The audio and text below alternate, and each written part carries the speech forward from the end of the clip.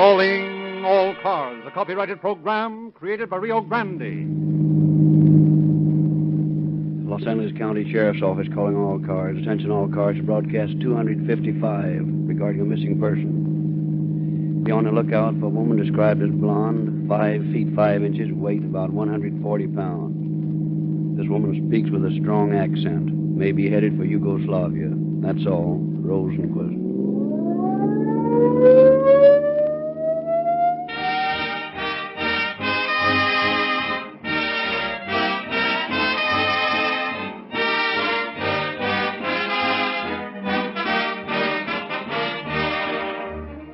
Whatever the major nations of the world decide to do, if anything, about the limitation of armaments, this much is a certainty. There can be no disarmament in the modern war against the enemies of society. Officers of the law would be battling against overwhelming odds were they forced to fight with obsolete guns, antiquated automobiles, and inferior gasoline that shows a yellow streak when called upon to meet an emergency. They must have the best of every kind of equipment. That is why it means so much to you as an individual motorist to know that Rio Grande Cracked is the gasoline chosen for this vital, distinctive public service. To know that wherever it is sold, Rio Grande Cracked supplies the quicker getaway, greater speed, maximum power and mileage for more police cars, fire engines, ambulances, and other emergency equipment wherever it is sold than any other brand. It is important to know that, like your city and county officials, the heads of your California state and federal governments also use this superior, equal to every emergency gasoline. It's no farther away than the nearest red and white Rio Grande dealer who specializes in Rio Grande Cracked, the most highly and justly recommended gasoline sold in the West.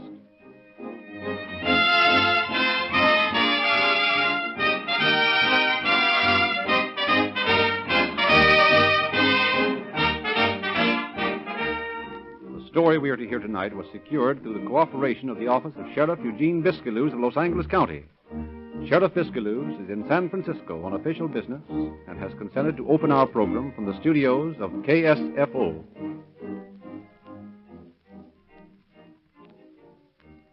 Good evening, ladies and gentlemen. One of the quickest ways to sour the milk of human kindness is to hit a man in the pocketbook. However, in the story we are to hear tonight, we find a novel situation wherein the victims of a very clever swindler refused to believe that they had been swindled. The public should be aware of the depredations of a vast army of clever people who are constantly using their wits to live at the expense of their fellow men. Had many of the persons whom we shall hear about tonight been more alert to the operations of this type of criminal, a great deal of money would have been saved, and many words of sympathy would not have been wasted on an unappreciative crook. I sincerely hope that tonight's story will bring home the fact that crime does not pay.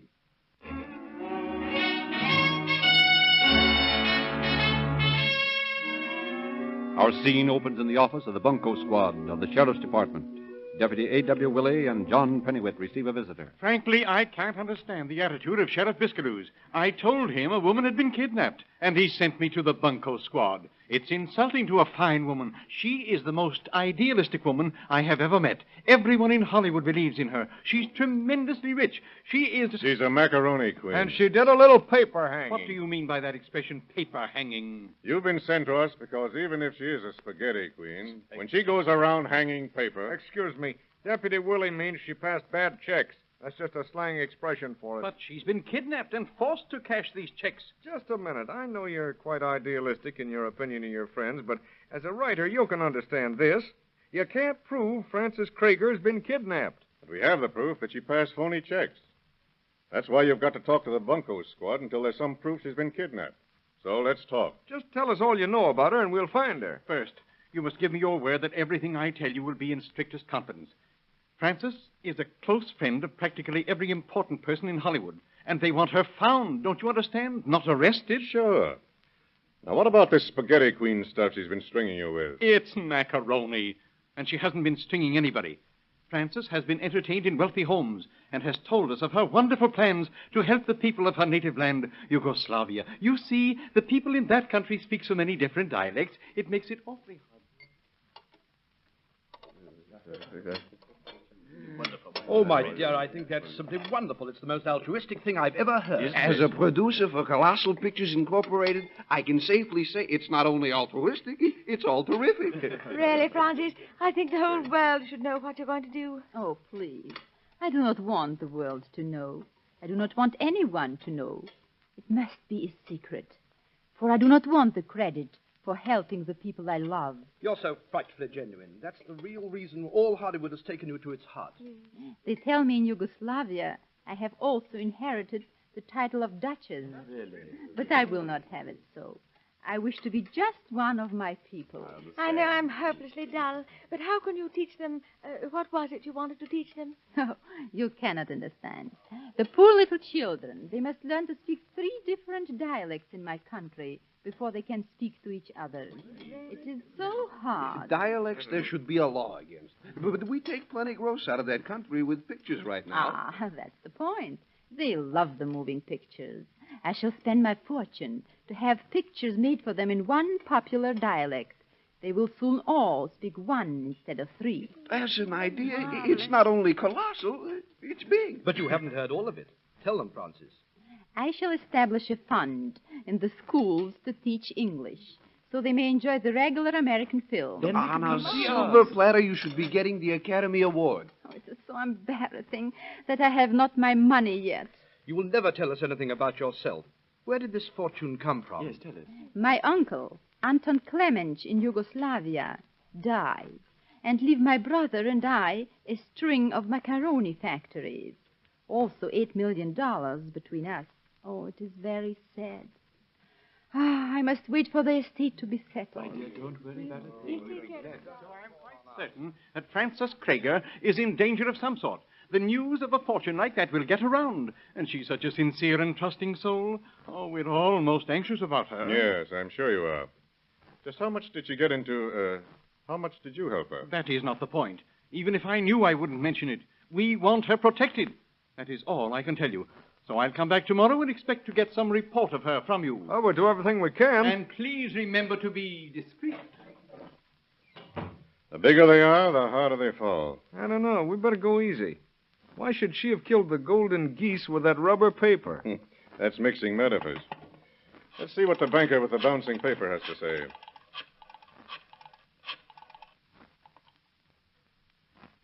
This is Deputy Sheriff Willie of the Bunko Squad. Let me speak to your manager. Maybe he was one of her tea-drinking partners, too. Hello? I'm calling to find out what you're going to do with that surprise check Francis Krager gave you. Sure, it's the Bunko Squad. He doesn't think we're at all nice. Sure, there's some mistake. A bad check's always a mistake. A bad one.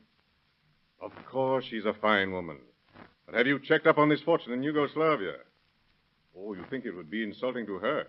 All right. We just wondered. So that is that. And when a hard-shell banker blubbers all over his vest about a woman with a beautiful soul... And with her $650 paper hanging under his nose... Who are we to doubt the spaghetti and meatball queen? It's macaroni and bologna. Sheriff's office. Willie speaking. Oh, so your bank got the other $650 check. Yeah, I was talking to him. He's not going to do anything about it. Oh, you are? That's fine. Just come right on down. Goodbye. The other banker doesn't believe in any Yugoslavian Santa Claus. He's going to swear out a warrant for Francis, and that's all we need. Why, the old meanie.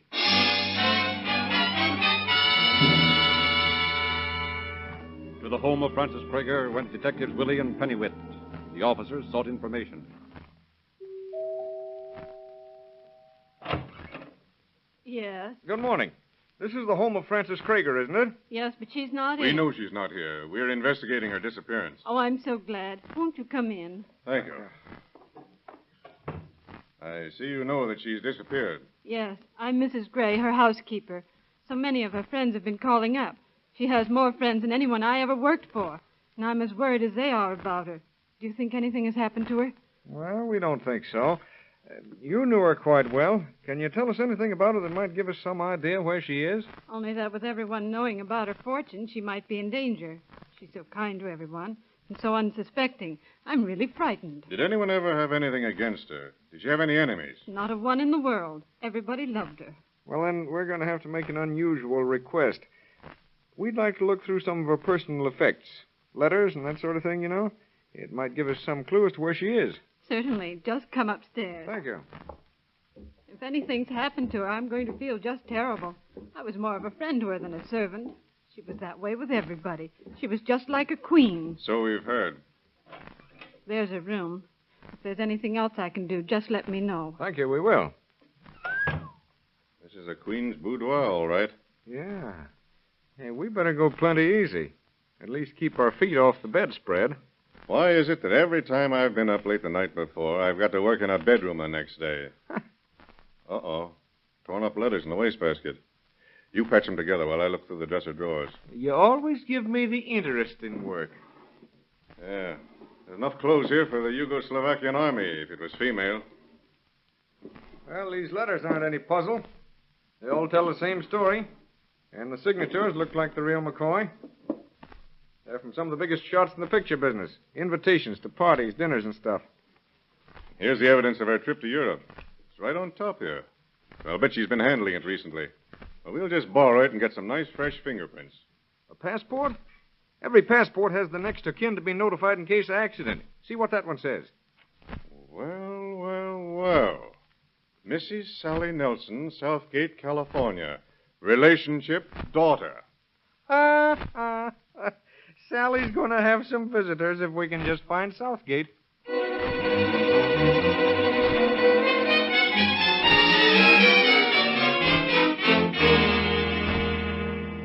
I knew all that money wouldn't bring anything but grief to Mom. She just ain't the type to have a lot of money. Well, then you're sure she did have it left to her. Of course. I saw it announced in the paper. What paper? Why, the one her husband wrote for. Oh, I see. He wasn't your father. Nope. My pa was a cowboy. But Mom left him and married a doctor in Salt Lake City, and then she left him and married Frank Krager in Chicago. She hasn't had a happy life. Yeah, but she has gotten around a lot. Now, this husband she has for the time being is a writer for the paper that announced her inheritance? Yeah. And right after it, she got over 5,000 proposals for marriage from men that had heard about the money. Ain't it awful how mercenary some people are? Of course, Mother's good looking, but none of the men ever even seen her. So she didn't take any of them up. Not even at the suggestion of her present husband? No, Frank's crazy about her. He gave her the money to go to the old country when she inherited all the macaroni factories. He financed the trip, eh? Well, do you suppose you could give us any addresses in Chicago where your mother might visit? Well, I never knew anything about her boyfriends. The addresses don't have to be in any specific classification. Just any place she might visit. You know, even with platonic friends. Well, I can give you a couple of addresses, but they ain't platonic friends. They're Americans. Oh, well, they'll do very nicely. That'll save us the trouble of getting an interpreter.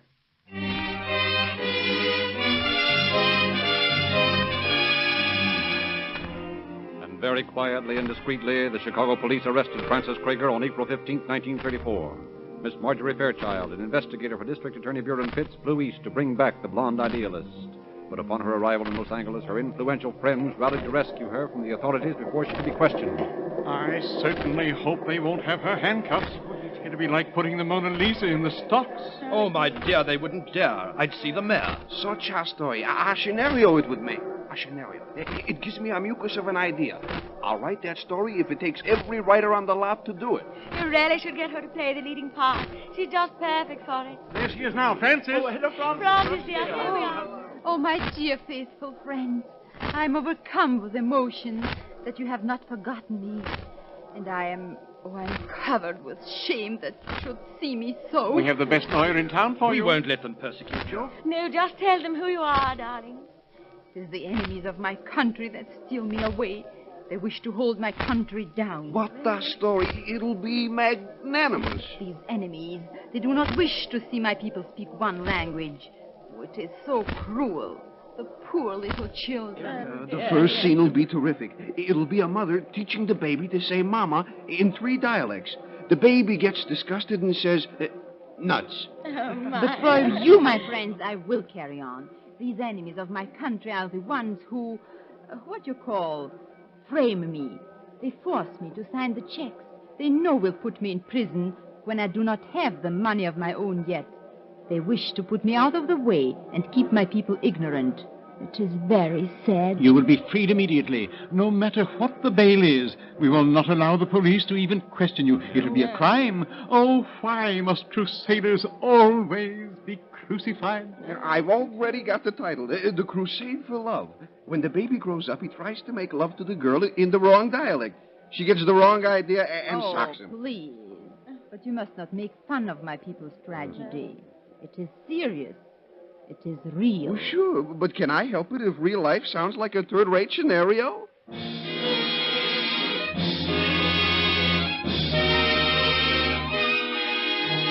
Released under $5,000 bail, Francis Krager once again became the idol of the idealists. And then one morning, the unfortunate gentleman who had furnished her bond received a personal message from the Macaroni Queen. With spelling as puzzling as the Queen herself, he was informed... When you read this, I will be beyond, where there is no more trouble, no more. I have decided to end it all. Look for my body in Santa Monica, in Waterfront, for that's where I'm going tonight.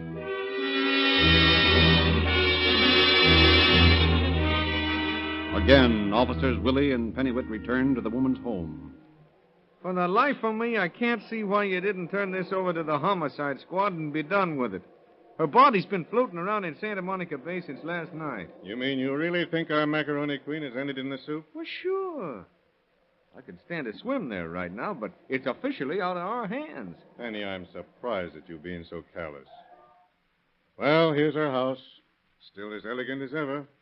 Not even any signs of mourning on it. Now for a talk with the housekeeper. Oh, good morning, gentlemen. Good morning. I see you remember us. I just wanted to know when you saw Mrs. Krager last. Why, just last night. She left for Santa Monica and didn't say when she would return. There you are. That proves it. Did you think she was hiding here in the cellar? Did she seem downcast or sad before she left? No, as a matter of fact, she seemed quite gay and happy. You don't say. In good spirits, eh? Just trying to buoy herself up before she took the final dive. What do you mean? Take a look at this letter. She drowned herself. Drowned herself?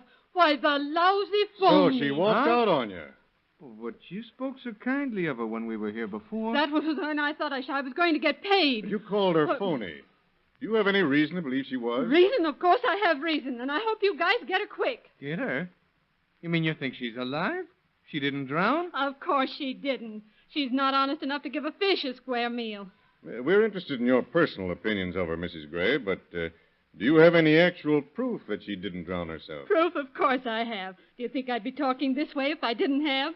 Well, so far, we don't know what to think, but we would like to know what this proof is. Yeah, we want to know. Well, that's what I've been trying to tell you, but you've been talking your heads off. Now, let's be calm, Mrs. Gray. We'll keep her perfectly still, and you speak your little piece. Well, it's very simple.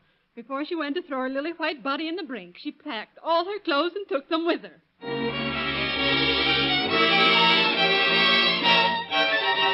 For 2 years, Francis Krager led the authorities on a transcontinental woman hunt.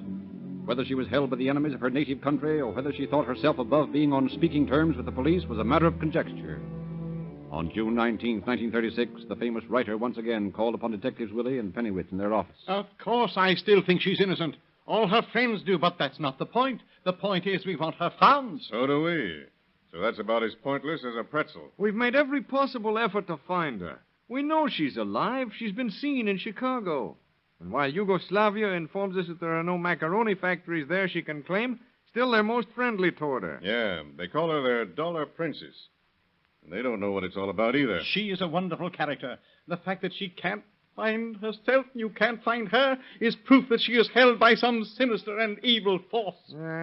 We don't need that as an excuse for not finding her. Our greatest difficulty comes from people like you, sir, who wouldn't and won't let us make a complete investigation of the case. Well, that's what I came to see you about. You promised not to publicize her case, and we have decided to release you from that promise. We feel that if you publish her picture in detective magazines, she is such an unusual person, someone may have seen her, and we'll offer a reward for information about her. That's a good idea. Now you're acting sensible. Oh, but mind you, we intend to keep her in safe hands once we find her. You will not be allowed to pursue this ridiculous idea that she is a fraud.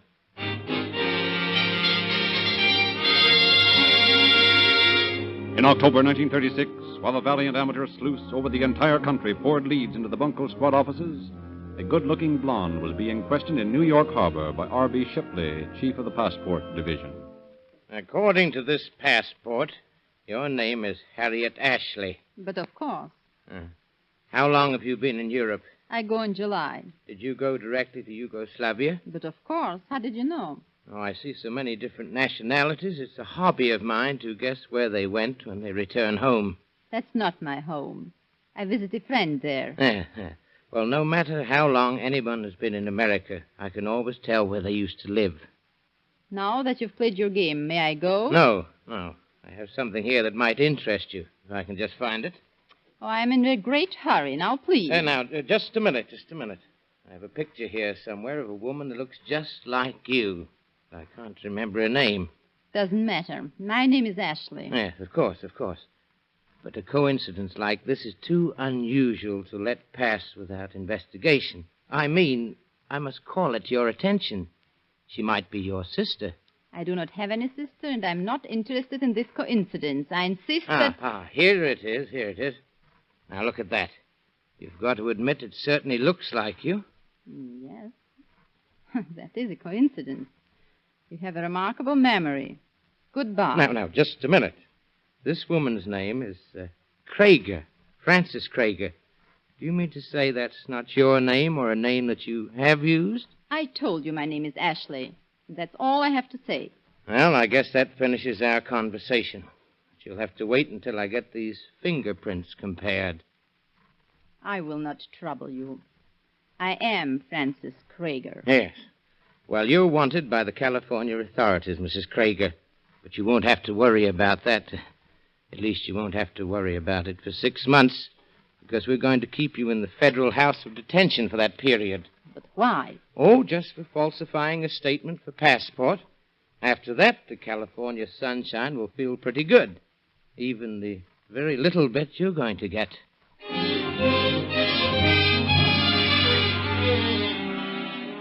After a brief sortie in the courts, fighting against being returned to Los Angeles, Frances Krager was brought back. And once again, it was with no suggestion of the black sheep returning home that she was greeted by her long-lost friends. But her daughter had another feeling. Sally, my little baby daughter, oh, come to my arms. Oh, now, don't give me that stuff, Mom. I came here to talk turkey. Oh, you always did try to break my heart. To treat me so, like this, after not seeing me for years. You never used to have that accent when I knew you. Was it that writer guy you married that got you that way? Sally, I'm living in another world than the one I knew when you were little. Yeah? Well, at least that world didn't have bars around it. Oh, you don't understand. It is... Sure, it's all a mistake. Your son William made a little mistake, too. It was about who owned an automobile, and he's serving 3 years in the Michigan Reformatory. You didn't know that, did you? Oh, to think that a son of mine should do such a thing. Well, I don't know where he got his ideas, but they worked out just about the same way yours seemed to. Oh, now don't start blubbering. I stuck up for you when the cops came out to my house, but that's just it. I don't want them coming out there anymore, and I don't want you to open your mouth about even knowing me. All right, if you don't want me to. Well, I don't.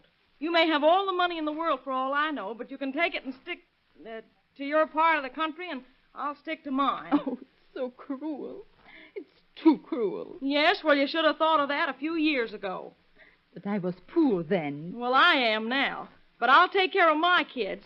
I don't wish you any hard luck. I hope you beat the case. But just go the other way if you do, that's all.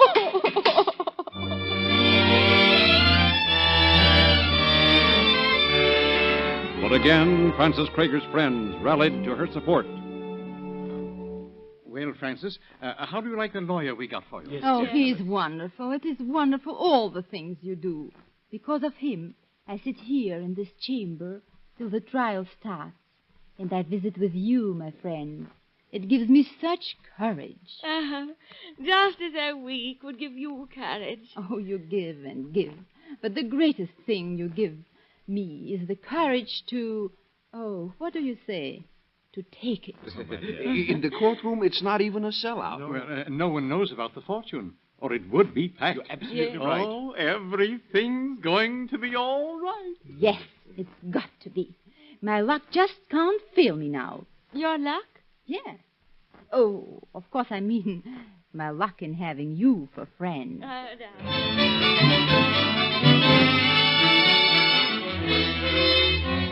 And this woman has been persecuted, not only by the enemies of civilization, but by the law itself. The law refused to look into her soul and therefore misjudged her.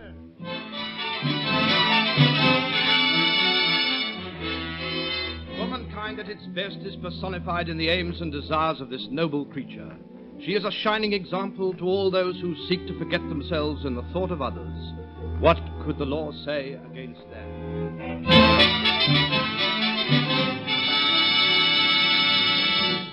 It is my purpose to prove that this woman has not and never has had any property in Yugoslavia or anywhere else. The people will prove that this woman came to America and to the city of Los Angeles for the sole purpose of bilking certain persons and institutions of funds which did not rightfully belong to her. She has taken advantage of her friends in the motion picture industry and in financial circles. She has not and never has had any idea of giving them any value in return for their money. Stop it! Stop the trial. Your Honor, I wish to plead guilty to the charge.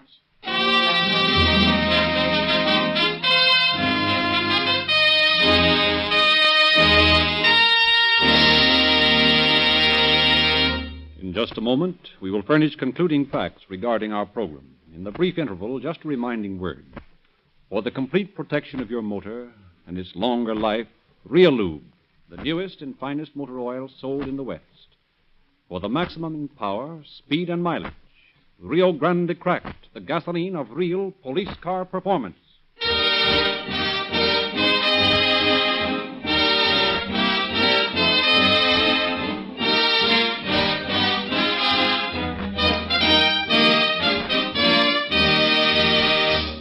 Deputies Willie and Pennywit had built up an airtight case against the Yugoslavian dollar princess. She was sentenced to 15 months in the county jail, to be followed by a 10-year probationary period, and was ordered to repay her friends their losses. Definitely, this was another crime that did not pay.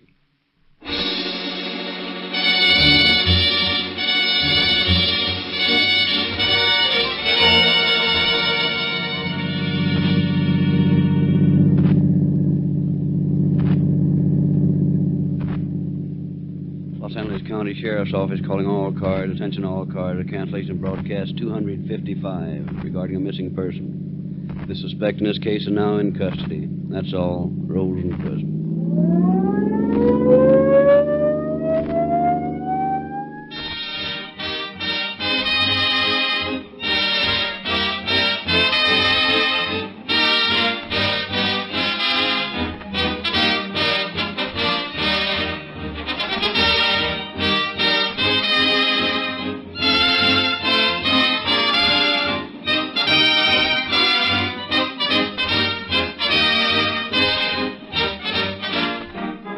Narrator Frederick Lindsley, bidding you good night for Rio Grande.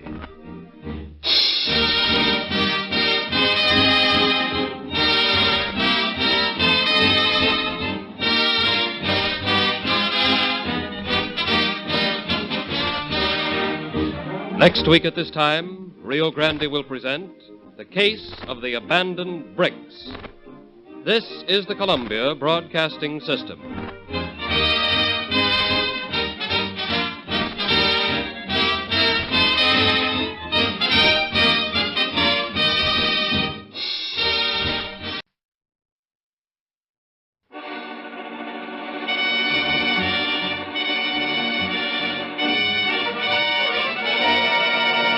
Calling all cars, a copyrighted program created by Rio Grande.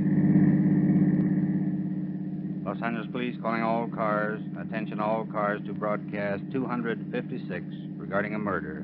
No description of suspect. Used brick as a weapon. That is all. Armand.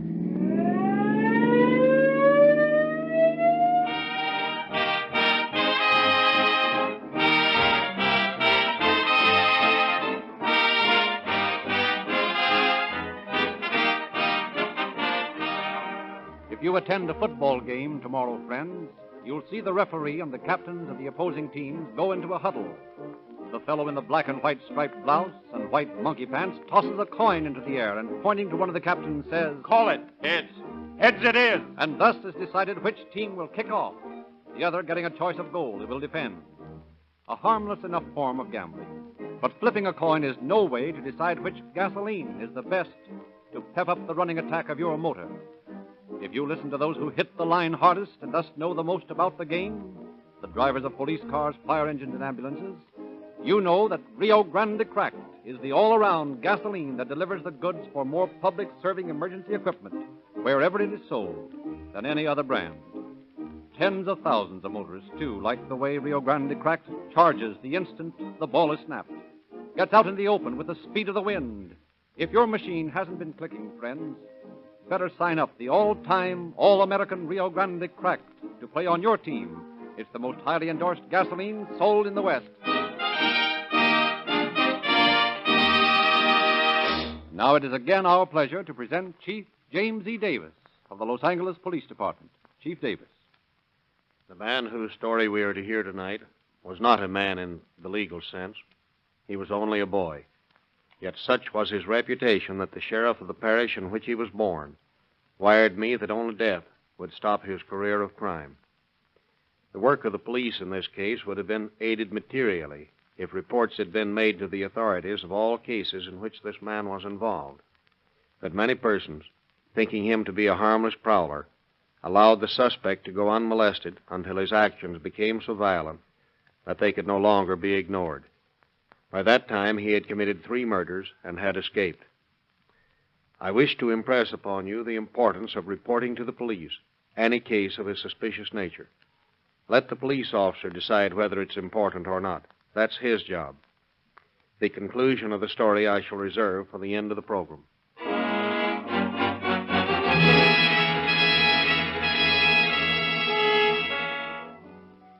Angeles Police calling all cars. Attention all cars. This may be in your district. At the Montesano Hospital, a woman has just been beaten with a brick. That is all. Morgan. I was lying in bed here, almost asleep, when this man came in. I heard a noise. I thought it was the nurse. I just rung for Where her. was the man when you saw him? Well, he was standing right there, just about where you are now. He had something in his hand. Was he just standing there? No, he was leaning over the bed a little. He had his hand raised up by his face. I could see something in his hand, but I didn't know what it was. I screamed, and then he hit me. Did you lose consciousness? Yes. He didn't hit me a hard blow. I threw up my arm and sort of knocked his hand out of the way. But I must have fainted. When I came to again, he was choking me. I got loose and screamed again, and that woke the other women, those over there. And they started screaming, too. What did the man do then? Well, he ran out of the window there, right across the terrace, and jumped over the railing. Is this the brick he had in his hand? I think so. He dropped something just as he got to the door. Well, now, you take it easy. We'll make you. a report of this and see what we can find out.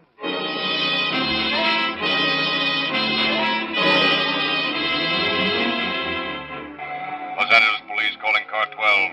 Car 12 at 103 West 4th Street. Investigate the trouble. Call an ambulance if needed.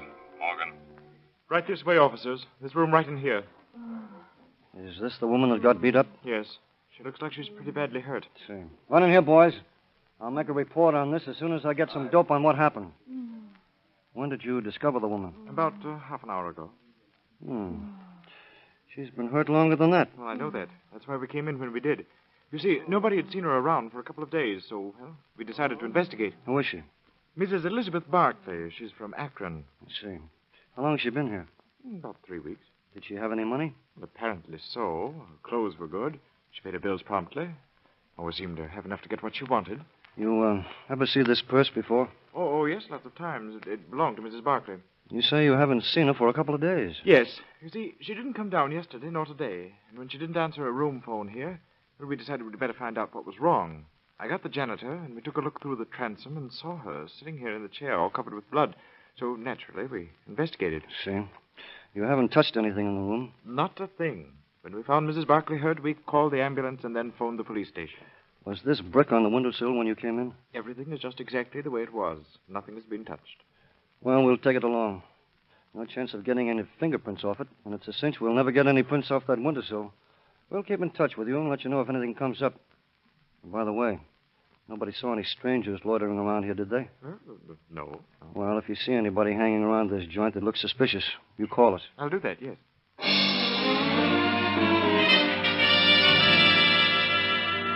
12 days later, a guest in a downtown hotel reported, When my wife and I woke up this morning, our window was open. My wife's purse was lying on the fire escape. There was a brick lying right beside it in a hat. It had a label in it from a hat store in Green Bay, Wisconsin. 2 days later, as the chill February dawn broke, Miss Jones! Miss Jones! There's a fellow trying to get in my window. He's got a brick in his hand. Help! 14 days later, on March 12th. Mrs. Valdez, are you up yet? That's funny. Mrs. Valdez, is the morning paper? Something must be wrong. Mrs. Valdez, are you all right? Well, guess I'll try the door. Ach, du Lieber, she's dead. Again, the telltale brick was found at the scene of the crime.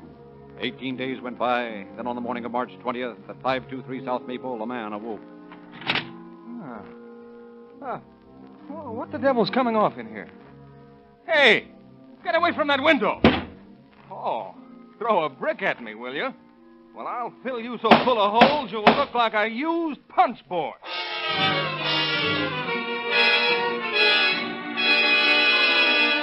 But the early morning hours had affected the aim of the awakened sleeper, and once more the brick-wielding criminal had escaped.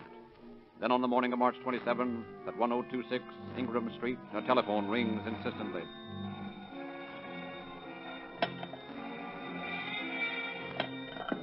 Hello? Say, Grace, what's the matter with you? Why did you answer your phone? I can't. I'm hurt. Something's hit me in the head. I'm all bloody. Call the police.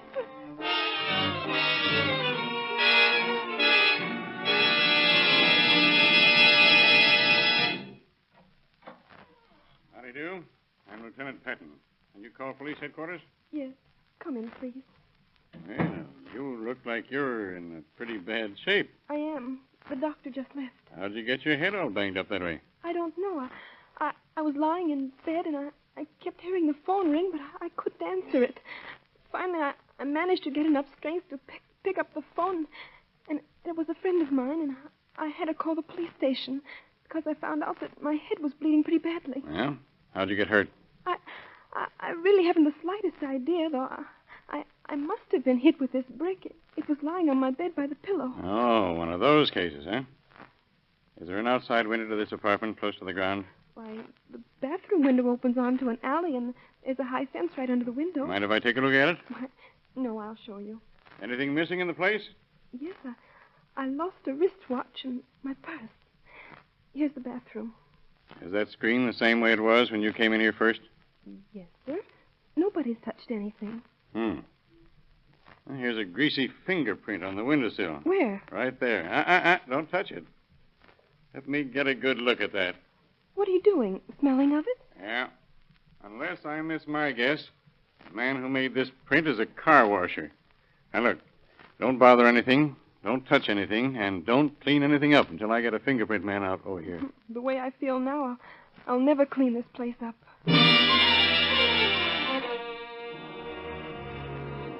Twice more, the brickbat killer struck. Then on the morning of April 4th, 1937, Los Angeles shuddered at the grim details of its latest brickbat murder. Lieutenant of Detectives Patton, Tommy Bryan, and his partner Ray Giese discussed the murder. You fellows got anything more on this Warden case? Yeah, Ray and I were just looking at the reports a while ago. All these brickbat cases have been assigned to Ray and me. Pretty bad, isn't it? Yes, it is. What's a whole lot worse is the fact that, as far as I can determine, this is the 13th crime of the same nature that's been committed in this town since the first of the year. You think all of these brickbat jobs have been done to the same man? I'm sure of it. Same method of operation in at least 10 of the cases. The first one was at the Montesana Hospital. That was back in January. And on the 2nd of February, Mrs. Barkley was discovered in a room in that hotel on 4th Street. Yeah, I remember that case. On the 14th of February, a fellow named Nash reported that his hotel room had been broken into. And in that case, the brickbat was left. On the 16th of February, we had that case in Santee. A girl saw a man trying to climb through a window. He had a brickbat in his hand. This guy's a bricklayer of the first order. And so far, that is, up till the middle of February, he hadn't killed anybody. No, but Mrs. Barclay was unconscious for 6 weeks. I don't think she'll ever be quite the same. The first murder that I think we can chalk up to our brickbat-carrying friend is the Valdez case out on Stanford. Say, didn't somebody take a shot at a guy for throwing a brick at him down on Maple or Wall or some of those streets? Yeah, this report shows that we got 3 complaints from the South Maple address. One on the 20th of March, 2 on the 31st. We got another on the 30th of March from the 500 block on South Wall. But in between that was the Ingram Street case. That's where you found the greasy fingerprint, wasn't it? Yeah. We had Gaskell make some pictures of that print, but of course the possibilities of finding who it belongs to are very remote. Too indistinct to classify. Besides, we couldn't check all the prints anyway. You told me you were positive that the man who made that print was a car washer. Yes, I had Ray Pinker make an analysis of scrapings from the print. He agrees with me. Besides, we also know that the grease is not differential or transmission grease, but the kind that would naturally accumulate on a sponge or a chamois skin. Well, that definitely makes a car washer out of him and not a mechanic, huh? That's what we think. Well, we found a dusty print on a milk bottle over at the Warden place. Apparently, whoever made it had pushed the window up and had set the milk bottle off the windowsill over on the fence to keep from knocking it off. When he did that, he left a dusty print on the milk bottle. It's pretty indistinct, but I think Gaskell is going to be able to do something with it. Well, these latent prints are all right if we ever get any others to compare with them. But right now, that's a job that's too big. Well, how about running the cards through the machine and pull out all the cards with the same M.O.? Strange as it may seem, we haven't a single case in our files other than these 13 in this folder right here. Well, didn't anyone get a description of this guy? As near as we can figure out, we've got to look for a car washer about 6 feet tall, weighing about 150 pounds, but that's all we got to go on. Well, it's a cinch we can't round up every 6-foot colored boy we see and ask him if he's the brickbat killer. No, but we can do the next best thing. We can round up every one of them that looks like he might answer that description. And we can compare every fingerprint we take from now on with those we have in this file. Let me study that file. I've got an idea.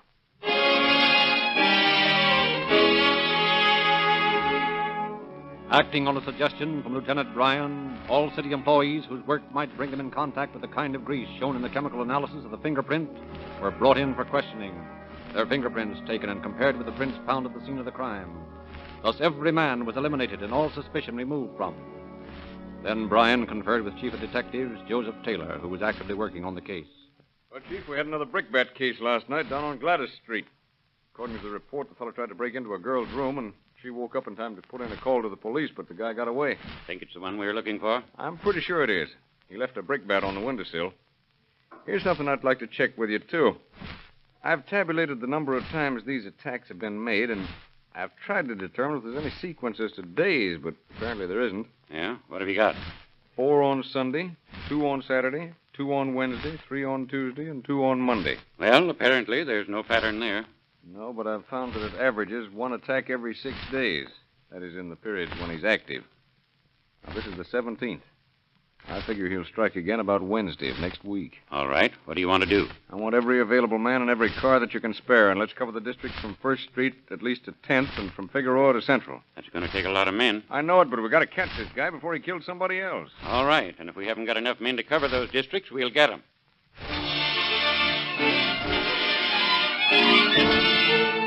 Night after night, augmented by 150 extra men, the Los Angeles police combed the district, outlined by Lieutenant Bryan. From housetops, from parked automobiles, even from trees, the officers watched for the murderer. Hundreds of suspects were brought in for questioning. More than 100 unsolved cases were broken as a result of these arrests. But still, the brickbat-wielding slayer escaped detection. Chief Taylor, why don't we check the fingerprints we've got on these brickbat cases against the juvenile prints? Look, Tommy, you know it practically takes a court order to get those juvenile prints out of the files. Well, that's a system I don't like. I think those prints should be available like all the rest of the fingerprints. Nope, we don't want to run the risk of some guy with a cop complex rousting some youngster around just because his prints happen to be in police records. Meantime, this guy goes around caving in skulls with brickbats. Now, don't let this case get you down, Tommy. Anyhow, you have no reason to believe this killer is a juvenile. No, it's just a hunch, that's all. How much longer you want these extra men? I've about decided that this bird skipped town. It's been 4 weeks since anything's happened, and if he was still here, he'd have started something before this. Well, you keep the file on it and keep working on the case. Let me know what comes up. Oh, Do you have anything in mind on it?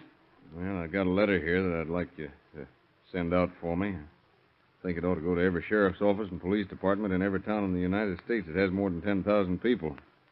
It might be a good idea to send them to Mexico and Canada, too. Yeah? What's the letter about? I'm asking them to give us a report on every case of this sort that they've had, and to notify us if they have any other case of the same kind. And the minute we hear from any one of these towns, we'll have a lead. All right, we'll send them out.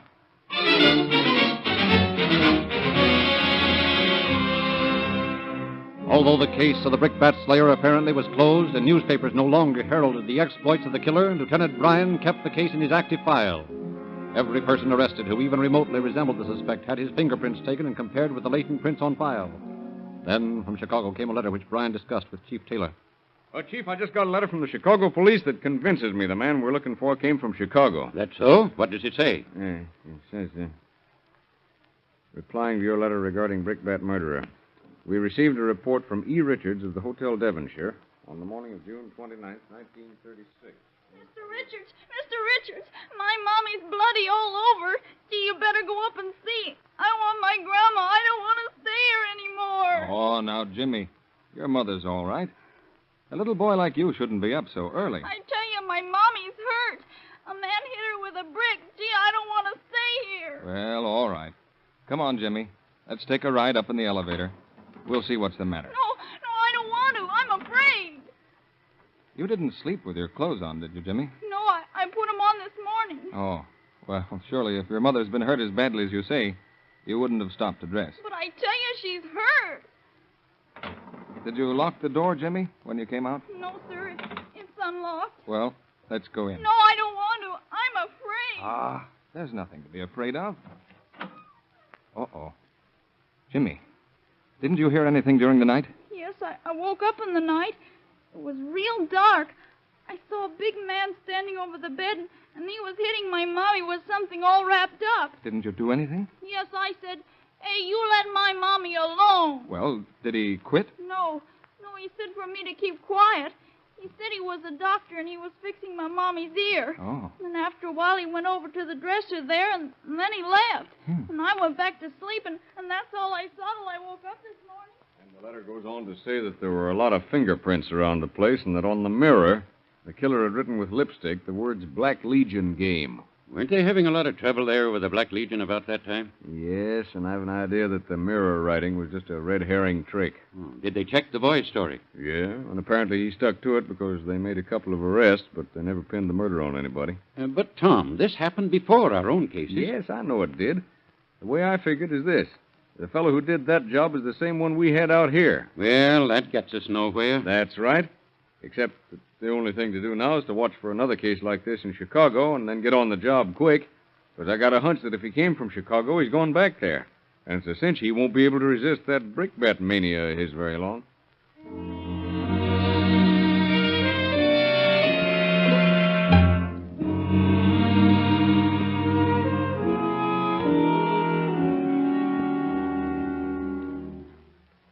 Tommy, will you put that paper down and come to bed?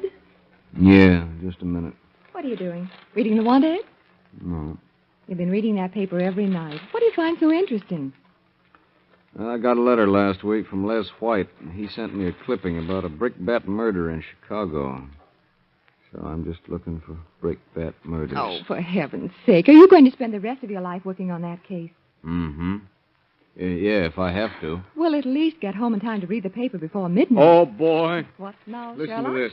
Chicago, Illinois. Police today arrested Thomas Crosby, Negro car washer, 17, as a suspect in the death of Anna Cook, Chicago nurse, who was murdered on the morning of August 21st. So what? Why all the excitement? You mean to say you didn't read that story? Now, look, Tommy, I married a detective. I've been a good wife to you, haven't I? Yeah, but gee, you ought to read about I these didn't agree things. to read murder stories. I get enough of that from listening to you. Where's my hat? Right where you always leave it when you come in, on the table in the hall.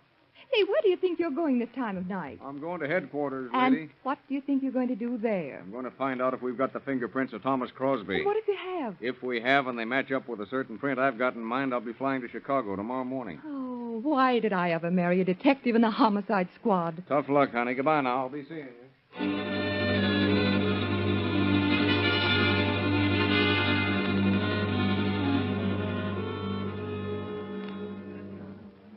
Hey, Gaskell, come here a minute. Tommy, if you say brickbat to me, I'm going to brain you. Never mind the horseplay. Come on. I want some prints.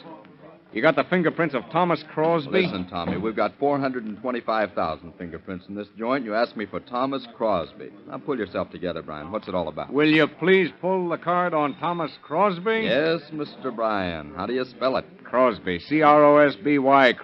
Crosby. Crosby.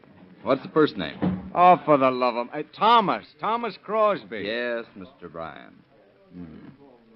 Yeah.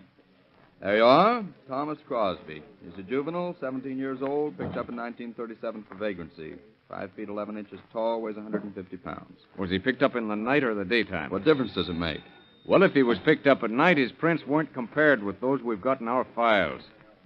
This cockeyed idea for protecting some of these juveniles is beginning to get in my hair. Well, my friend, I'm afraid that the prints are in the juvenile file and you can't see them till morning. All right. Do me a favor, Gaskell.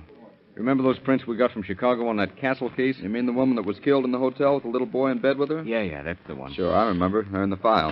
Hello, Tommy. Oh, hello there, Captain. What are you doing down here this time of night? Captain Doyle, you're just the man we need. That's so? How come? Look, here's a card on a kid named Crosby. Radio singer? No. Brickbat Slayer. That's so? How do you know? Well, I don't. But he was picked up today in Chicago on suspicion of doing the same kind of job that our brickbat murderer was doing around here. Let me see the card. This guy's a juvenile. Yeah, that's where you come in. You know the rules, Tommy. Sure I do, Captain, but look, I'll bet my right eye that this man's the guy we're looking for. Give me a break and unlock the file, and let's compare these prints, will you? There's going to be a whole lot of trouble if you're wrong on this, Brian. There's going to be a whole lot more trouble if I'm right and we don't do it. Well, there's a point to that, too. Come on, let's go. Well, I hope this works out. You've been putting a lot of time in on this case, haven't you? Ever since April of last year. 16 months, eh? Yeah, 16 months. What time I wasn't working on other cases. Did you say Thomas Crosby? Yes, sir, Thomas Crosby. Juvenile, 17 years old, colored. Okay. There you are. Okay, we'll get to work on it. Come on, Tommy. Hey, Woodruff, you found those prints yet on the Castle case? Yeah, there you are. Hand me that glass, will you, Tommy? Here. Well, how about it? Sherlock, I'm afraid you've got something. Yeah? The same fingers that made the prints on this card are the ones that made the prints on Mrs. Castle's mirror. Hot dog. Let's get a wire off to Chicago. What are you going to do? I'm going to help them pin the Castle murder on that Crosby bird, and while they're doing that, I'm going to try to tie him up with the brickbat killings here. And just how are you going to do that? Gaskell, will you do me a favor and compare those latent prints we got off that milk bottle in that Olive Street murder with these Crosby prints? Oh, that's it, eh? Why didn't you say so? I've got those prints in the drawer. Oh, I got a hunch on this, and if it works, we've got our brickbat killings solved. Well, I'm afraid they're solved, because in my opinion, these latent prints were made by Thomas Crosby.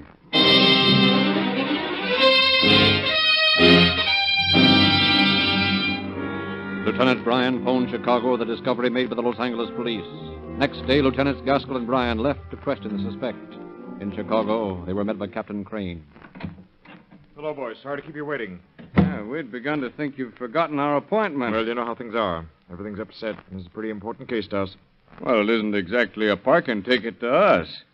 Oh, pardon me. This is Lieutenant Gaskell, our fingerprint man. Glad to know you. He's the man who made Crosby's prints on the Castle case. Yeah. Nice work, Lieutenant. Thank you. Hey, Chief, let's get down to cases. Just what's the runaround all about? We've been here 2 days and we haven't been able to talk to Crosby yet. What's the answer? Well, frankly, we've been trying to clear up some more of our unsolved cases with Mr. Crosby. However, he's right here in the next room. If you boys are ready, I think we can talk to him. Well, I'm ready anytime you are. Okay. Do you want to take a statement? Yeah, if you don't mind. Not at all. You can use the same stenographer who's working with him now. Crosby, here's some boys from Los Angeles that want to talk to you. Listen, Copper. I told you my name was Nixon. Now, don't be going around here calling me Crosby. Another crack like that out of you, and I'll bend a blackjack over your head. Nuts to you. What do you guys want? Nice kid, huh? Yeah. Now, let's get something straight right now. You guys play square with me, and I'll play square with you. I'm tough, and I know it. I don't want no smart cracks about it. All right, Crosby, if that's the way you feel about it. My name is Nixon. Oh, okay, Nixon. I'm Lieutenant Bryan from Los Angeles. This is Lieutenant Gaskell. We've made a comparison of the fingerprints that we found at the scene of a murder in Los Angeles with the ones on your record card. And they're the same ones. So what? Well, we want to know if you're willing to admit these brickbat attacks we've had on the coast. Do I go back there? Back to Los Angeles? Yeah. Maybe. Sure, I admit him. What do you want to know about him? Did you beat up that woman on Ingram Street? Is that the one close to Wilshire? Yeah. Sure, I hit her. She was going to wake up and yell for the cops, so I let her have it with a brick. How about that murder out on Stanford? No, I don't know nothing about that. Did you kill the woman and her daughter up on Olive Street? Is that the street up on top of the hill? That's the one. Yeah, I killed them. They was going to holler, too, so I just caved them in with a brick. Did you pick up that milk bottle? Yeah, they tell me that's where I made my mistake. Yeah.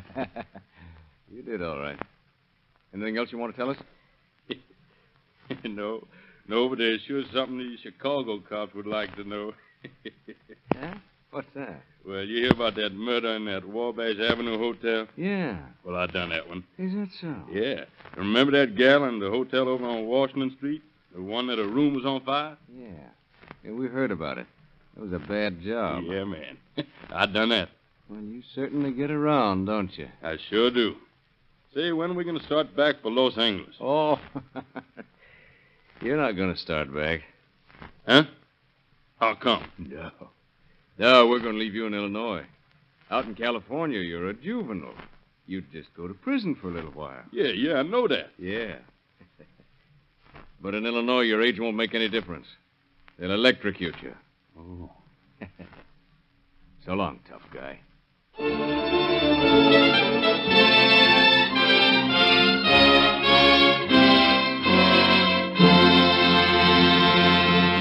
In just a moment, Chief Davis will give us concluding facts regarding our program. But while he's coming to the microphone, may I suggest the best safeguard you can give your motor is Reolube, the newest and finest motor oil sold in the West. A worthy running mate for Rio Grande Craft, the great police car performance gasoline that is first in public service. The most highly recommended gasoline sold in this section of the country. And now, Chief Davis. Crosby, alias Nixon, was tried in Cook County, Illinois, on July 28th and found guilty of murder and sentenced to die in the electric chair. In a statement today to Los Angeles detectives in Chicago, he confessed to the murder of Mrs. Valdez. He will be executed 1 week from tonight. Companions which he had implicated in later statements to our officers have been apprehended and will be brought to justice. Again, crime has failed to pay. Thank you, Chief Davis.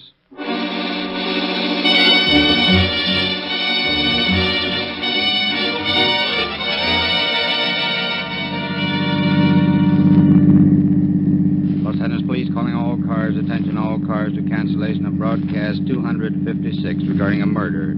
Suspect in this case is now in custody. That is all. Harmon.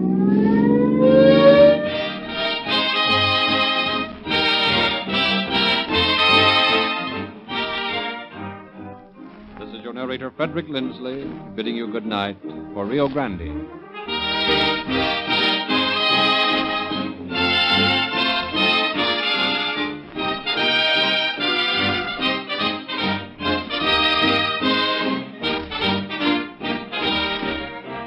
Next week at this time, Rio Grande will present The Case of the Swollen Face.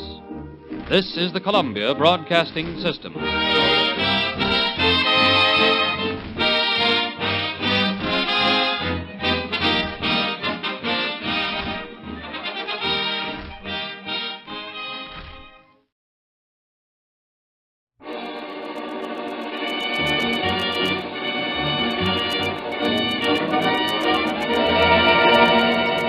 Calling all cars, a copyrighted program created by Rio Grande. Seattle Police calling all cars, attention all cars to broadcast 257 regarding a bombing. Be on the lookout for 2 men carrying 2,000 sticks of dynamite. That is all. Harmon.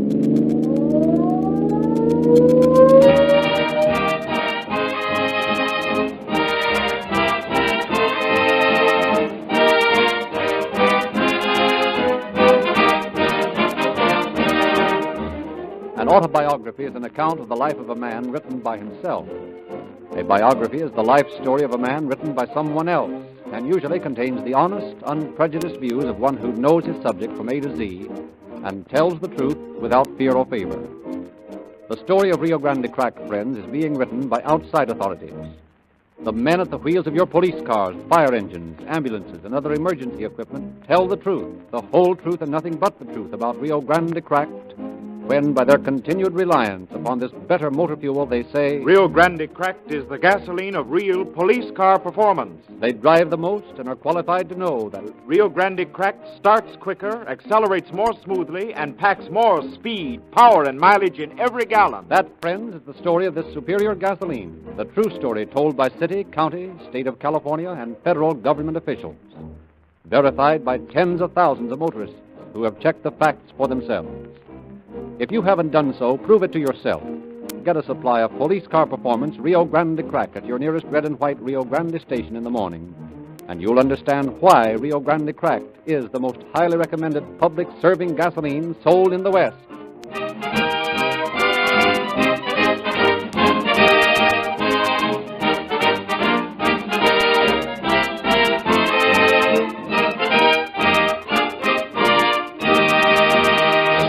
The facts in tonight's story are to be found in the confidential files of the Police Department of Seattle, Washington. We have therefore asked Chief of Police William Sears to prepare a foreword for our program. Good evening, ladies and gentlemen. There is something about a time bomb that always puts fear into the bravest of men. Yet in modern police work, cases such as we are about to hear occur much too frequently for comfort. In every case, some officer is the unsung hero of the hour. Such was the case with Captain Marshall Scrafford and his able assistants, Red O'Brien and Frank Himes. We probably will never know definitely how the crazed mind of the criminal in tonight's story arrived at the decision to attempt his crime. But we do know that the work of Captain Scrafford and his men saved many lives, and probably kept this nation away from the verge of war. How they did this, we shall see as the program unfolds.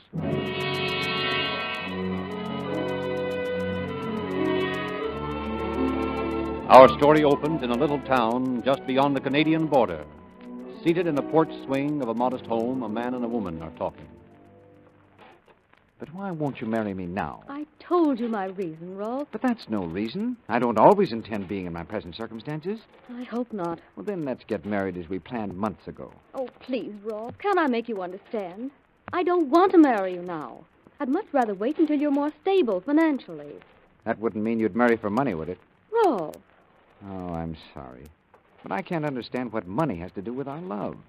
Can't we fight our way together, side by side? That's just the point. I don't want to fight.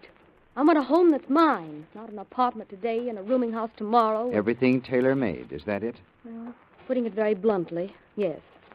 Ralph, if you love me as much as you say you do, you'll go out and get the things I want. All right, if that's the way you want it. I'll show you. I'll make money. I'll get it some way.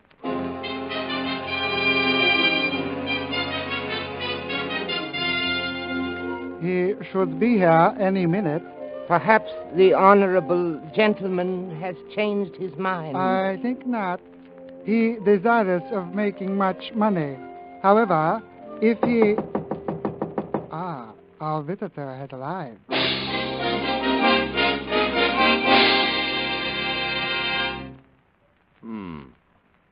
January 20th already. Another sheet torn from the calendar. Christmas again before I know it. Homicide Bureau, Captain Scrafford. A ship is going to be blown up tonight. Hello? Hello? This is Scrafford of the Homicide Bureau speaking. Listen carefully to me. Go ahead, I'm listening. A ship's going to be blown to Kingdom Come tonight. This is the first one. There's going to be others. Everyone that's carrying scrap iron for war material. Tell them to get out of this country and stay out. Remember, this is only the first one. I didn't quite hear what you said. Nuts, he hung up.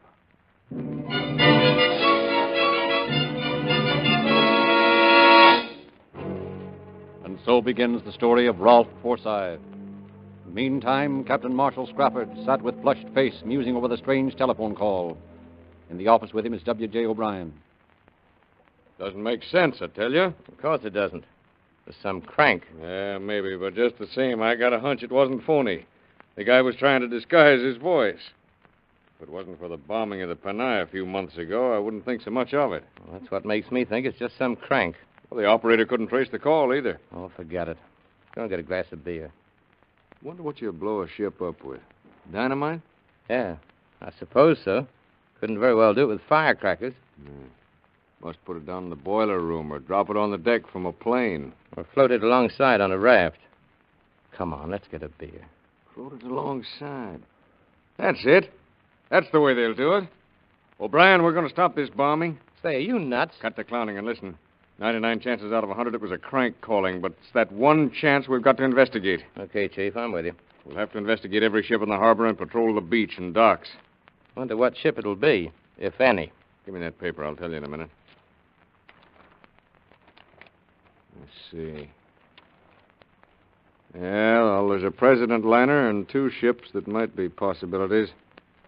We'll have them all looked over. I think it's safe to eliminate the President liner, and one of the other ships is in dry dock, so that really only leaves the Haye Maru. The Haye Maru, huh? Yeah. Say, that's the one that's being loaded with scrap iron, too. That must be the one. Yeah, they're loading with scrap iron down at the Great Northern Dock. I'll go over there right away. Hines can meet me there. Wait a minute. I want Dick Mahoney and Ernie Winters to look over the Haye Maru. You and Himes get down to the President liner. There's a possibility they might be loading scrap iron, too. Okay, Captain. I guess I better send McCarthy and Hemler to make the rounds of the hardware stores and find out where the dynamite came from, if any's been bought. Maybe we can get a description of the bombers that way. What about the airport? I'll have them watched, too, and I'll get going. I got a lot of phoning to do. Well, I'll let you know if I find anything. Phone in here every hour, whether you find anything or not. Okay. Operator. Connect me with Captain Tony Norton of the Uniform Division. Crazy fools. There's no telling what the... Hello, Tony? Yeah, this is Scrafford. I want 6 prowl cars down at the docks at 7 o'clock. Yeah. 6 at 7. Some crazy fool's going to try to blow a ship out of the harbor. Huh?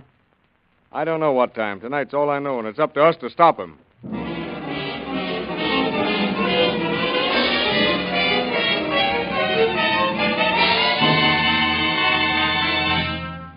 And so began a feverish search for the dynamite and the owner of the voice on the phone. It was impossible to know what time the bombing was to take place. Every second counted. Captain Scrafford sat at his desk, every nerve tense, waiting for the phone to ring, waiting for reports, waiting for the sound of an explosion. Waiting. And then in quick succession, reports began coming in. Scrafford speaking. Oh, hello, Mac. What'd you find? Nothing. You been to all the hardware stores? Have you checked to see if there's been any dynamite stolen? Try the CCC camps? Yeah, that's a good idea. It might have been bought in Tacoma. Try that.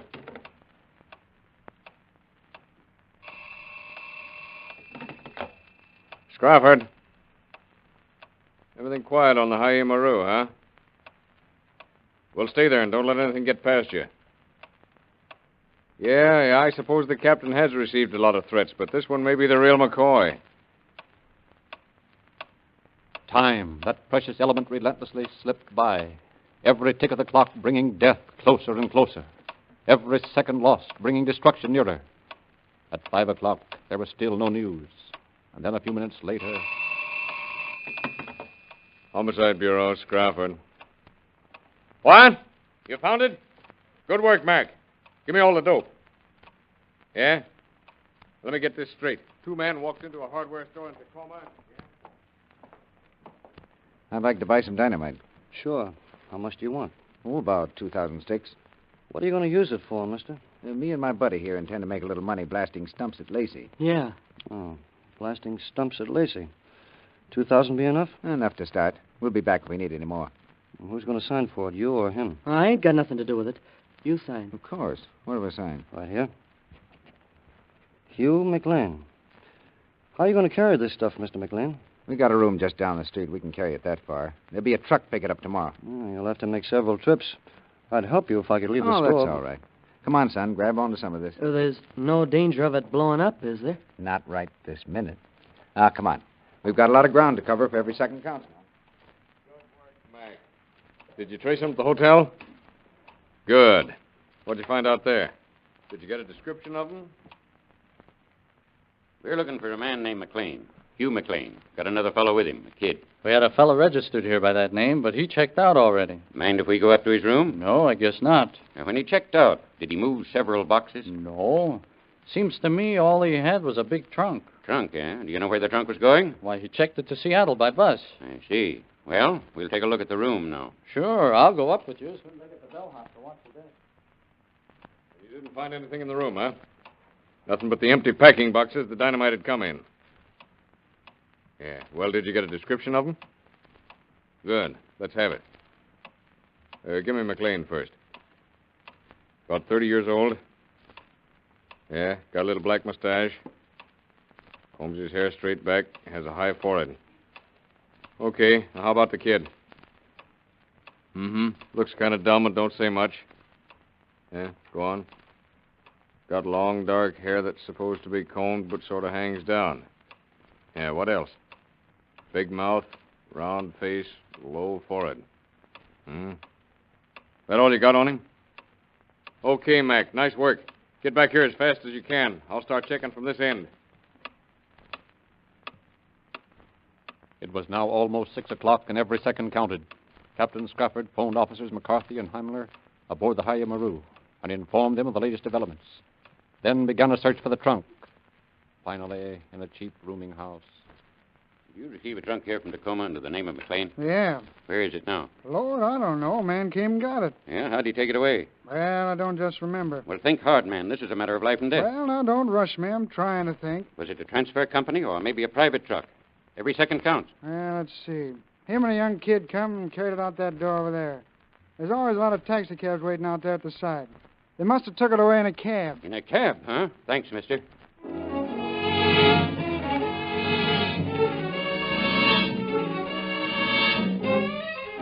Did you take a trunk away from the depot about an hour ago? Nope, not me. You remember taking a trunk from the station? When? Tonight, just a little while ago. Not tonight, mister.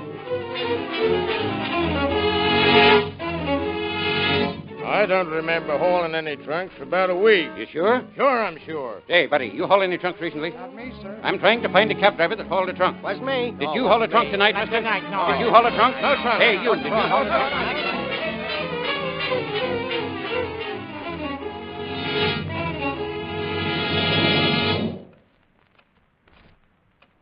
Time. The seconds leaped into minutes. The minutes stretched into hours. At 8 o'clock, Officer McCarthy located the cab driver and was taken to the hotel where the trunk had been left. Finding the room locked, the two officers break down the door. Once more. Together. Now. Well, there's the trunk. Yeah, careful, careful. Don't handle it rough. Don't worry, Mac.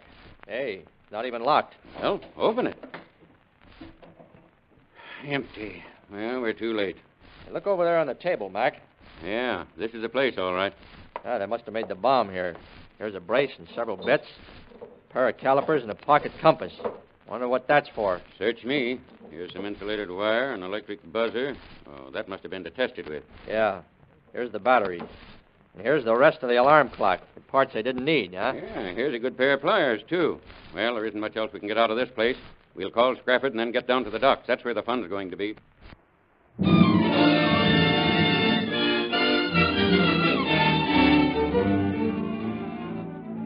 While the mad search for the dynamite had been going on, two men stood on the beach.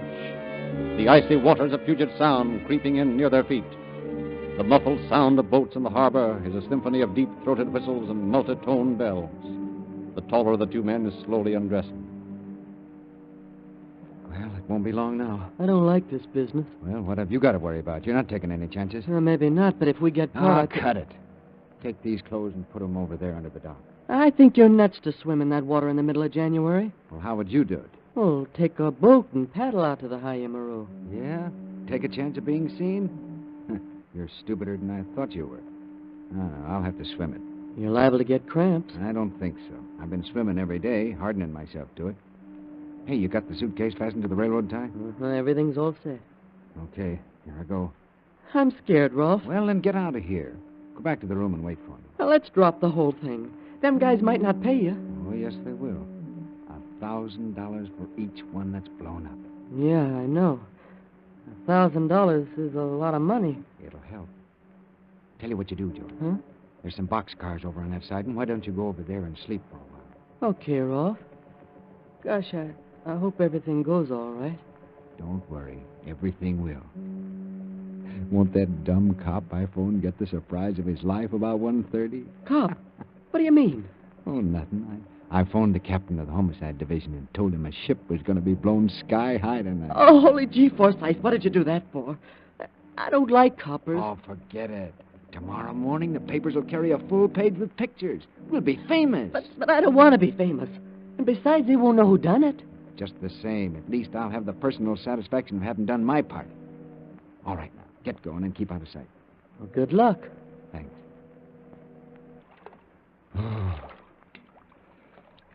Pretty slick. Phone the police and then bomb the ship out of the harbor right under their noses. Oh, boy, this water's cold. But here goes. I can't sink while I'm hanging onto this railroad tie. But I'm going to make a lot of money. I don't want to marry you now. I'd much rather wait until you're more stable financially. I still can't see what money has to do with our love. I don't want to fight. I want a home that's mine, not an apartment today and a rooming house tomorrow. I don't intend always being in my present circumstances. Rolf, if you love me as much as you say you do, you'll go out and get the things I want. All right, if that's the way you want it, I'll show you. I'll make money. I'll get it some way. $1,000. And all I have to do is to blow up the ships you tell me to? $1,000 a ship. I'll show you. I'll make money. I can't marry you unless you make some money. $1,000 for every ship you blow up. You'll drown. The water's too cold. I'll make money somehow. Some way. I'll show her. Make money and I'll marry you. $1,000. You'll die in the attempt. Make money. You'll die. I've got to make it. I'll marry you. I've got to. All the money You'll never make Make it. money. 1,000 a ship. The water's too Money. cold. 1,000. You'll die. Your life is against grass.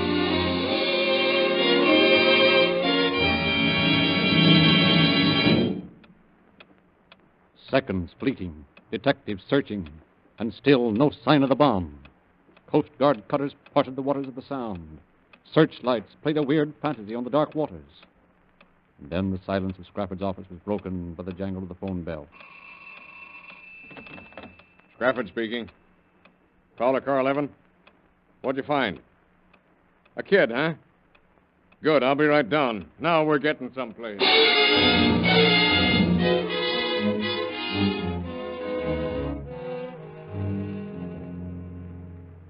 Where is he? Here he is. I ain't done nothing. Let me go. Okay, son.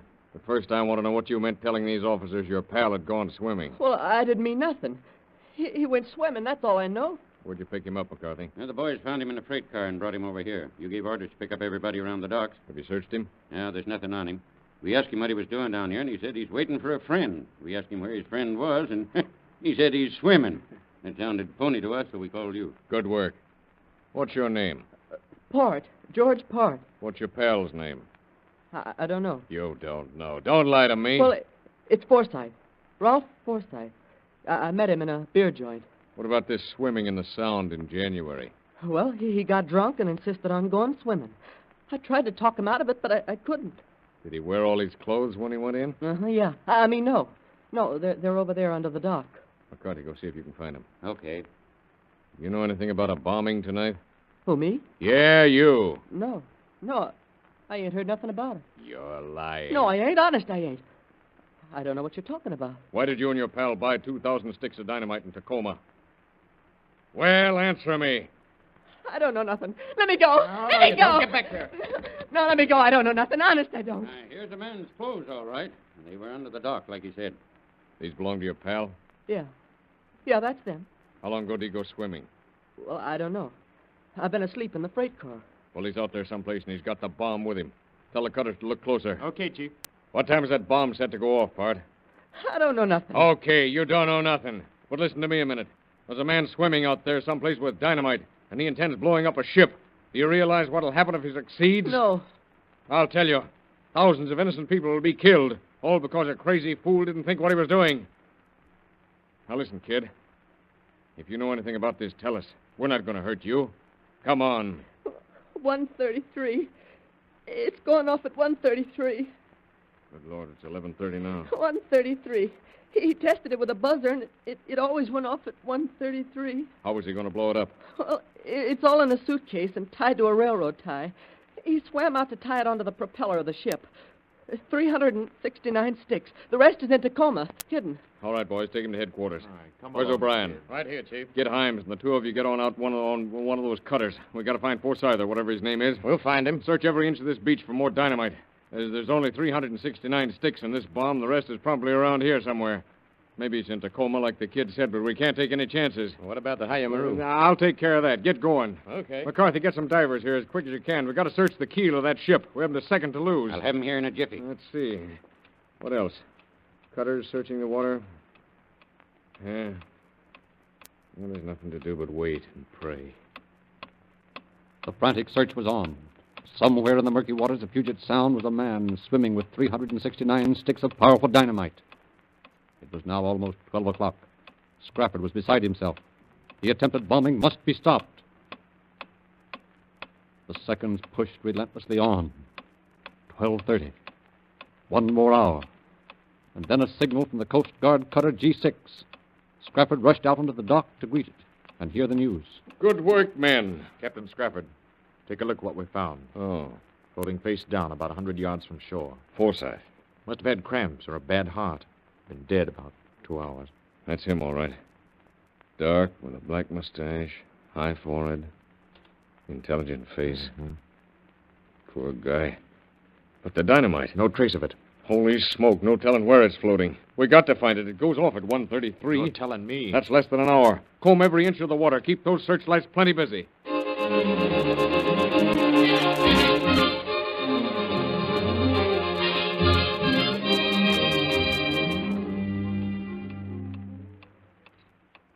$12:45. 1 o'clock, and still no trace of the missing bomb. 1:10. The search was at a fever pitch. 1:15. Eyes ached, heads throbbed. 1:20, and Captain Scrappard gave orders to clear the sound. The crew of the Hayamaru abandoned ship. No craft was permitted to get within several hundred feet of the troubled area. Scrappard, O'Brien, and Himes stand, watches in hand, waiting for the detonation, coming at 1:33. 3 minutes to go. Forsyth got what was coming to him, all right. Wonder what they'll do with the kid. I don't know, Himes. I don't think he knows so much about it. Forsyth was the brains. Apparently he made the connection with the higher-ups. It's the higher-ups that ought to be caught. Don't worry about that, O'Brien. They'll be caught, sooner or later. 2 minutes to go. It's 1:31 on the dot. Wish they'd hurry up and blow. The suspense is getting me. Me, too. The kid must have told the truth about the rest of it being in Tacoma. The boys didn't find any of it around here. Forsyth seemed to have plenty of money, yet I checked on him like you asked. He isn't supposed to have any. And his bosses furnished him with all he needed to get the dynamite. I wonder how much he was to get for blowing up these ships. Whatever it was, he'll never collect it now. It's 1:32. 1 more minute. Get ready for the explosion. I'll feel the shock for miles around. Yeah, we better lie down or we'll be knocked down. It's a shame Forsyth had to die like that. It's too good for him. Yeah. All right. Get set. Here it goes.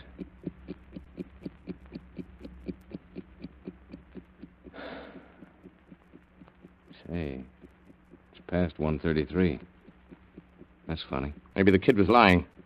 Well, he might have been. It's coming up 1:34. Maybe something went wrong with the clock. Yeah, it's possible. Might be any number of things. I don't think it's going off. Me neither. Feel like a big load been lifted off my chest. Something sure went wrong. I think the kid was telling the truth. Forsyth miscalculated some way. Which means it might still go off if jarred. Well, anyway, that's all for tonight. No use risking lives unnecessarily. We'll get the hunt going tomorrow. Get word to the rest and let's fold up. I'm a nervous wreck.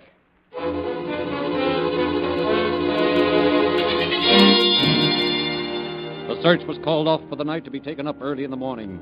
Every precaution was used, as the floating dynamite would be a constant menace until found. Late the next afternoon, down under the dock, Officers O'Brien and Himes noticed a dark object just below the surface of the water. Rowing close, they discovered the suitcase with its deadly contents. Carefully lifting it from the water, they carried it to nearby mud flats, where it could be safely opened. O'Brien and Himes volunteered to open the bomb. Well, say your prayers, mister. Not scared, are you, O'Brien? Me? Of course not. Playing with dynamite's nothing to me. I used to eat it when I was a baby. You're grown up now. Let's open it. The sooner the better. Scrape the tar off the catches and don't breathe. Seems to me we'd better breathe all we can now. Maybe in a few minutes we'll be able to. There, I'll use the catch open. Boy, sounded like an explosion itself. Get the other one. Don't rush me. Understand, I'm not scared. I'm just cautious. Ease that lid up. If you've never been gentle in your life, be gentle now. All right. Hold on. Here goes. Hinge is rusted already. Look, there it is. 369 sticks of dynamite. Hey, for the love of Pete, cut those wires and do it quick. It's a cinch. Say, will you look at the face of that clock? Soaking wet. It's all swelled up. And that swelling stopped the minute hand of the clock. At exactly 1:31. Just 2 minutes from war.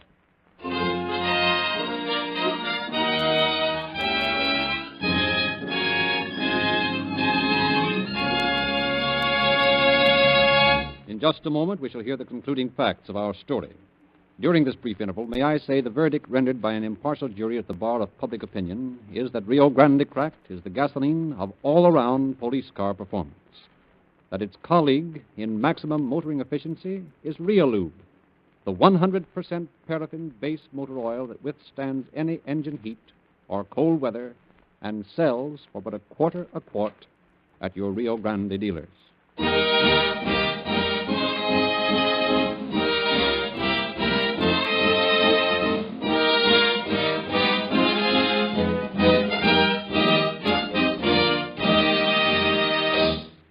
For his attempt to bomb the Haye Maru, Forsyth paid with his life.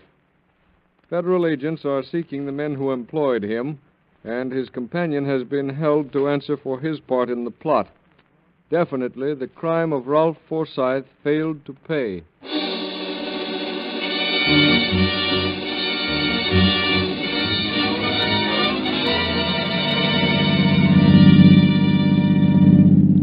Seattle Police calling all cars. Attention all cars to cancellation on broadcast 257 regarding a bombing. Suspect in this case drowned in Puget Sound. That is all. Harmon.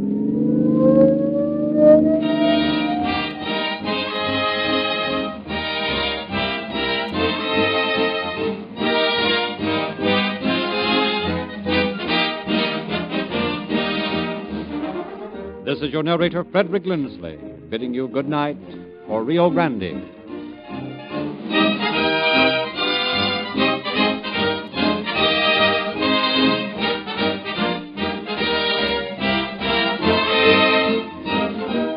Next week at this time, Rio Grande will present the case of the Portuguese crooner. This is the Columbia Broadcasting System.